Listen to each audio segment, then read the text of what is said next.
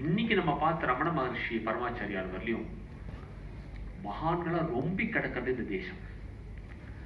ஒரு காலகட்டத்தில் we have had mahans, not just 100 வருஷத்துக்கு முன்னாடி இருந்தா 50 வருஷத்துக்கு முன்னாடி இருந்தாலும் கிடையாது. Every now and then we see mahans here and there in this country. அந்த மாதிரி 250 வருஷத்துக்கு முன்னாடி, இன்னிலேருந்து 250 வருஷத்துக்கு முன்னாடி தோன்றியவர் தான் மகான் Muthuswami Dikshitar.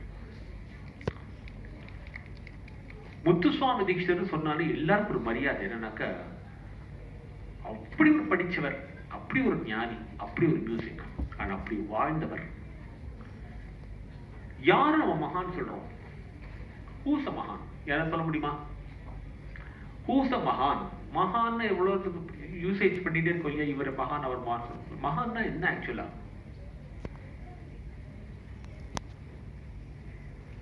the truth but not the truth. மகான்கிறவர் ஞானத்துல உயர்ந்தவர், அவர்தான் மகான். முத்துசுவாமி தீட்சிதர் வாழ்க்கைங்கிற படகுலையும் சரி, சங்கீதம்ங்கிற கப்பலும் சரி சிக்கரமா இருந்தவர். அதனால்தான் முத்துசுவாமி தீட்சிதரை மகான்னு சொல்றோம். எல்லாரும் நம்ம மகான்னு சொல்ல முடியாது. இப்ப நம்ம ஸ்கூல் போறோம், காலேஜ் படிக்கிறோம், we gain knowledge. அடுத்தது பார்ப்போம். This is a very informative session going on. We request everyone to be seated and not interrupt the session. Thank you. Muthuswami Dikshidhar, as I told you, was born 250 years back, 1775, 24th March, Kritika Nakshatram, and he passed away on Deepavali day of October 1835, 21st October. Muthuswami தீட்சிதரோட அப்பா ராமசுவாமி தீட்சிதர் பெரிய musician. He was the one who supposed to have discovered the raga Hamsadwani. நம்ம ஹம்சத்வனி அடிக்கடி பாடுறோம் இல்லையா? This was the contribution of Ramaswamy Dikshitar. Ramaswamy தீட்சிதருக்கும் சுப்பம்மாங்கிறவளுக்கும் ரொம்ப நாள் குழந்தைகள் இல்லை. They went to வைத்தீஸ்வரன் கோவில். How many of you have been to Vaitheeswaran கோவில்? Very good. வைத்தீஸ்வரன் கோயில் போயிருக்கீங்களே, அங்க வந்து முத்துக்குமார சுவாமி சன்னதி பார்த்திருக்கீங்களா? Very good. அந்த முத்துக்குமார சுவாமிகிட்ட வேண்டிட்டாங்க, எங்களுக்கு குழந்தை வேணும் அப்படின்னு வேண்டிட்டார்கள். 40 நாள்ல என்னாச்சு, ராமசுவாமி தீட்சிதர் கனவுல முருகப்பெருமான் வந்து ஒரு முத்து மாலை கொடுக்கிற மாதிரி ஒரு கனவு கண்டார். அதுக்கப்புறம் தீட்சிதர் பிறந்தார், முத்துசுவாமி தீட்சிதர் பிறந்தார். முத்துக்குமார சுவாமியோட அருள்ல பிறந்ததுனால அவருக்கு பேர் முத்துசுவாமி அப்படின்னு பேர் வச்சோம். இப்ப புரியுதா ஐயா முத்துசுவாமி பேர் இருந்ததுன்னு? Very good. ஆனா முருகப்பெருமான் இன்னும் அருள் பண்ணார். அவருக்கு இன்னும் 3 குழந்தை கொடுத்தார். பாலசுவாமி, சின்ன சுவாமி, ஒரு பெண் Balambal. All these 3 were musicians. Balambal பத்தி ஜாஸ்தி டீடைல்ஸ் இல்லை. All these 3 were musicians. So this is Vaidiswaran Kovil, this is Muthukumara Swami temple. Muthukumara Swami temple or Vaidiswaran Kovil or Angaraga Kshetram, Mayavarathu கிட்ட இருக்கு, and also closer to Thiruvarur. And Muthuswami Dikshidhar has been there and also sung there. We'll see that later. Muthuswami Dikshidhar was born in Kritika Nakshatram in Thiruvarur. திருவாரூருக்கு நிறைய பேர் இருக்கு. ஸ்ரீபுரம், கமலாலய திருச்சேத்திரம், நிறைய பேர் இருக்கு. அவர் அங்கதான் ரொம்ப நாள் தங்கியிருந்தார். He traveled a lot. The most traveled musician is Muthuswami Dikshidhar. We are going to see it. But he stayed for a very long time in Thiruvarur. There were 2 other musicians who were born, composers who were born in Thiruvarur. யார் தெரியுமா உங்களுக்கு? Along with Tyagarajar and Shyama Sastri. அவருக்கும் முன்னாடி இருந்தா தேவார பாடின ஒருத்தர் யாரு? திருஞான சம்பந்தர் இல்ல, இன்னொருத்தர் இல்ல, மாணிக்க வாசகர் இல்ல, Sundarar. Correct. He belonged to Thiruvarur. He was born பக்கத்து ஒரு ஊர்ல தான் பிறந்தார் அவர். பட் திருவாரூர்ல ரொம்ப நாள் வாழ்ந்தார். Okay, now coming to the next slide. Ramaswamy Dikshitar and Subbamma were his parents.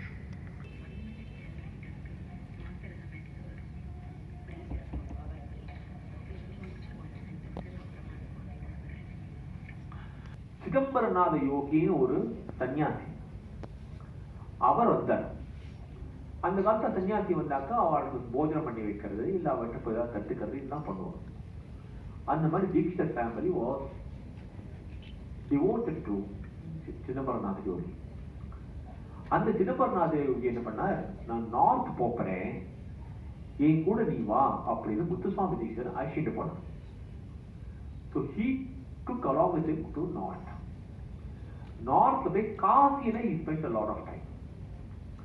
என்ன பண்ணார் காசியில அப்படின்னாக்க, he taught him Vedas, yoga, astrology and the Atma Vidya எல்லாத்தையுமே கற்றுக் கொடுத்தது அவர் நார்த்ல. இங்கேருந்து கூட்டிட்டு போனாரோ நார்த்துக்கு, திருப்பி ஒரு ஆக்ஷன் பிள்ளை அங்கேயே காலம் ஆயிட்டார் சிதம்பரநாத யோகி, சமாதி ஆயிட்டார். இன்னைக்கு நம்ம காசிக்கு போனாக்க சிதம்பரநாத யோகியோட சமாதியை நம்ம பார்க்கலாம்.